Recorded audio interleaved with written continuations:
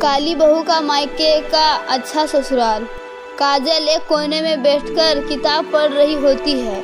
तभी उसकी माँ मोना उससे उसकी किताब छीनकर फाड़ देती है। माँ, ये क्या किया आपने? मेरी किताब फाड़ दी। अब मैं पढ़ाई कैसे करूँगी? अरे कौन सा तू पढ़ लिख कर कलेक्टर बन जाएगी? ये तो जैसी काली कलोटी को तो कोई चपरासी की नौकरी भी ना दे। चल चल चल कर खाना बना।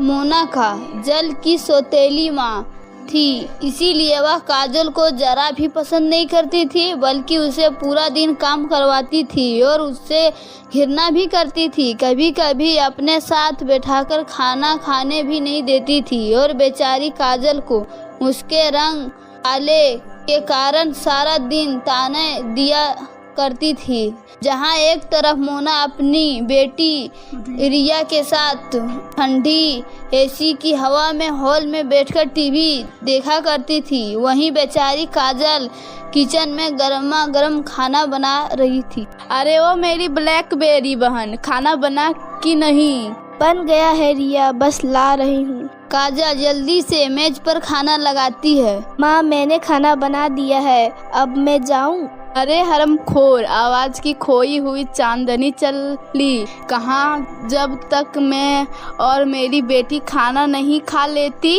यहीं खड़ी रहे। मैं तो डर गई मम्मी, देखो तो जरा मेरी काली बहन हम दोनों को कैसे घूर रही है, जैसे हमें को सर चकरा जाएगी। प्रिया, क्या तुम्हें मेरा रंग का मजाक बनाकर क्या मिलता है? तुम मेरा साथ हमेशा ऐसा क्यों करती हो? काजल के इस बात पर घमंडी रिया उसे जोर से थप्पड़ मारती है। 2 टके की काली कलोटी मुझे जवाब देती है, आइंदा मुझसे जुबान लड़ाई तो तेरी काली जुबान काट कर फेंक दूंगी। इतने में काजल के पिता राजीव घर आते हैं और काजल आंसू भरे आँखों से अपने पिता को कहती है, देखा पिताजी, रिया ने मुझसे छोटी होकर मुझे पर हाथ उठाया, इसलिए कि वो गोरी है और मैं काली, तो वो मेरे साथ जो चाहे वो कर सकती है। बंद कर ये बकवास और अपना ये मनहूस चेहरा लेकर अपने सामने से चले जा। काजल रोती हुई अपने कमरे में जाकर खुद को अंदर से बंद कर लेती है और अपनी मरी हुई माँ का तस्वीर लेकर फूट फूट कर रोती है। क्यों माँ, आखिर क्यों तुम मुझे छोड़कर चली गई? देखो तुम्हारे जाने के बाद क्या ऐसी किस्मत हो गई है। मेरी अपने ही घर में हर वक्त अंदर घुटती रहती हूँ, पिताजी को, माँ और मेरी सौतेली माँ के सिवाय मैं तो कभी दिखाई नहीं देती। मायका एक बेटी के लिए उसकी खुशी का घर आंगन होता है, मगर काजल के लिए उसका मायका जैसे किसी कैदखाने से कम नहीं था। बचपन से लेकर बड़े होने तक काजल अपने पिता के प्यार के लिए तरसती रही।